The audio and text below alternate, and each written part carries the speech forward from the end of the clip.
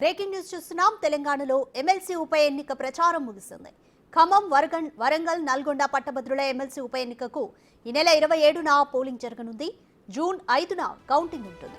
మొత్తం 600 పోలింగ్ కేంద్రాల్లో 4,63,806 మంది పట్టభద్రులు తమ ఓటు హక్కును వినియోగించుకోనున్నారు.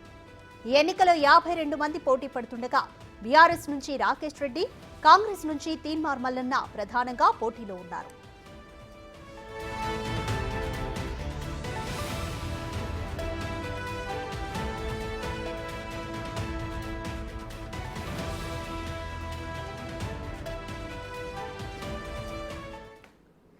మోర్ డీటెయిల్స్ మా deputy bureau chief Sadiq live లో అందిస్తారు. సాదిక్, ఖమ్మం, వరంగల్, నల్గొండ పట్టభద్రుల ఎమ్మెల్సీ ఉప ఎన్నికకు జిల్లాలో ఎటువంటి ఏర్పాట్లు జరుగుతున్నాయి? మే 27న పోలింగ్ ఉంటుంది. కంప్లీట్ డీటెయిల్స్ ఏంటి?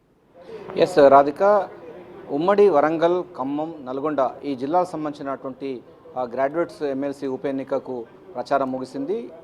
సోమవారం రోజు ఎన్నికలు ఉండబోతున్న నేపథ్యంలో 48 గంటల్లోగా ఎన్నికల ప్రచారం ముగియాల్సిన ఉన్న నేపథ్యంలో సాయంత్రం 4 గంటలకు ఎన్నికల ప్రచారం ముగిసింది. మొత్తం 52 మంది అభ్యర్థులు ఈ యొక్క ఎన్నికల బరిలో నిలవడం జరిగింది. మొత్తం 4,61,806 మంది ఓటర్లకు గాను తమ ఓటు హక్కును వినియోగించుకోనున్నారు. ఇప్పటికే ఈసీ దాదాపు 600 పోలింగ్ స్టేషన్లు కూడా ఏర్పాటు చేసింది. మహిళా ఓటర్లు కూడా 2 లక్షల పైగా మంది ఉన్నారు. సో అన్ని రాజకీయ పార్టీలకు ప్రతిష్టాత్మకంగా తీసుకున్నటువంటి ఈ యొక్క ఉప ఎన్నిక అన్నది ప్రాధాన్యత సంతరించుకుంది. ఎందుకంటే వచ్చేటువంటి మనకు పంచాయతీ ఎన్నికలు, మున్సిపల్ ఎన్నికలు కూడా అతి దగ్గర ఉన్న నేపథ్యంలో దానికి ఒక రకంగా చెప్పాలంటే ఈ యొక్క ఎన్నిక అన్నది చాలా ప్రాధాన్యతగా చెప్పవచ్చు. అందుకోసం కాంగ్రెస్ పార్టీ నుంచి వెళ్ళి కూడా తీన్మార్ మల్లన్న గెలుపుపై చాలా ధీమా వ్యక్తం చేస్తున్నారు. ఆయన కోసం మంత్రివర్గాలు, మంత్రికి సంబంధించినటువంటి క్యాడర్ అంతా కూడా ప్రచారంలో పాల్గొనడం జరిగింది. మరోవైపు బీఆర్ఎస్ పార్టీ వారి యొక్క సిట్టింగ్ సీటు కావడంతో, ఎందుకంటే పల్లా రాజేశ్వర రెడ్డి సిట్టింగ్ ఉండేవాడు, అతను రాజీనామా చేయడంతో ఇక్కడ ఉప ఎన్నిక అనివార్యమైన నేపథ్యంలో పల్లా రాజేశ్వర రెడ్డి సంబంధించినటువంటి బీఆర్ఎస్ సీటు మళ్ళీ బీఆర్ఎస్ ఖాతాలో వేసుకునేందుకు గాను బీఆర్ఎస్ పార్టీ నేతలు కూడా పూర్తి స్థాయిలో ఫోకస్ పెట్టిన సందర్భం మనకు తెలిసింది. ఇందులో భాగంగా మాజీ మంత్రులైన హరీష్ రావు, కేటీఆర్ కూడా దగ్గరుండి కూడా ఎన్నికల ప్రచారంలో వాళ్ళు బిజీగా ఉన్న సంగతి తెలిసిందే. రాకేష్ రెడ్డి అభ్యర్థిత్వాన్ని బలపరచాలని వారు కూడా ప్రచారం ముమ్మరం చేశారు. మరోవైపు బీజేపీ పార్టీ సంబంధించిన వాళ్ళు కూడా కేంద్రంలో బీజేపీ పార్టీ ఉంది, రాష్ట్రంలో కూడా పార్లమెంట్ ఎన్నికల్లో ఎక్కువ సీట్లు వస్తాయని కూడా ఆశాభావం వ్యక్తం చేస్తున్నటువంటి బీజేపీ పార్టీ నేతలు కూడా గుజ్జుల ప్రేమందర్ రెడ్డి కూడా పూర్తి స్థాయిలో కూడా ఎన్నికల ప్రచారంలో పాల్గొనడం జరిగింది. బీజేపీ క్యాడర్ అంతా కూడా తమ విద్యార్థి సంఘాల నుంచి నేతలు కానీ లేకపోతే గ్రాడ్యుయేట్స్ సంబంధించిన వాళ్ళు అందరూ కూడా తమ అభ్యర్థికే ఓటు వేస్తారని కూడా వాళ్ళ లెక్కలు వారు చేస్తున్నారు. సో ఏదైనప్పటికీ మనకు ఉప ఎన్నిక అన్నది అనివార్యమైన నేపథ్యంలో రాజకీయ పార్టీలకు అందరికీ కూడా ఇది ఒక రకంగా ఫ్రీ ఫైనల్ అని చెప్పవచ్చు. ఎందుకంటే వచ్చేటువంటి మున్సిపల్ ఎన్నికలు కానీ లేకపోతే పంచాయతీ ఎన్నికలకు ఇది పూర్తి స్థాయిలో కూడా ఒక ఫోకస్గా నిలుస్తున్న నేపథ్యంలో అన్ని రాజకీయ పార్టీలు ప్రధానంగా ఫోకస్ పెట్టని చెప్పవచ్చు. ఏదైనప్పటికీ 48 గంటల ముందు ఎన్నికల ప్రచారము ముగిస్తుంది.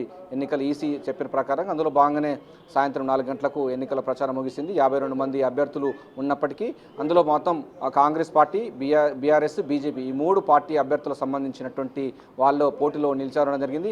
ప్రాధాన్యత ఓటు క్రమంలో రోమన్ అంకెల ప్రకారంగా ఉంటుంది. సో 1వ నంబర్, 2వ నంబర్ ఇట్లా ఈ రోమన్ అంకెల్లో ఉన్నటువంటి ప్రాధాన్యత ఓటు ప్రకారంగా ఈ యొక్క ఎమ్మెల్సీ ఎన్నికల్లో ఓటు హక్కును వినియోగించుకోనున్నారు.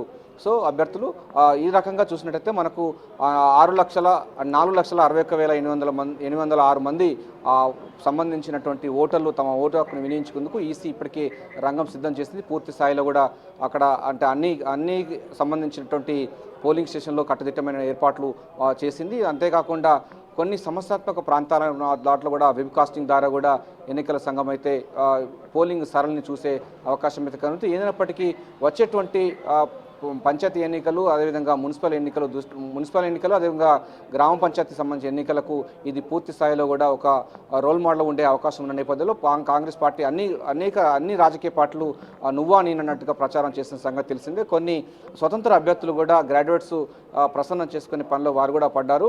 సో వారి యొక్క 52 మంది భవితం అన్నది జూన్ 5వ తారీఖు రోజు తేలనుంది.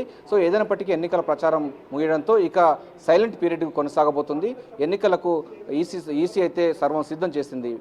Radhika, thank you Sadiq.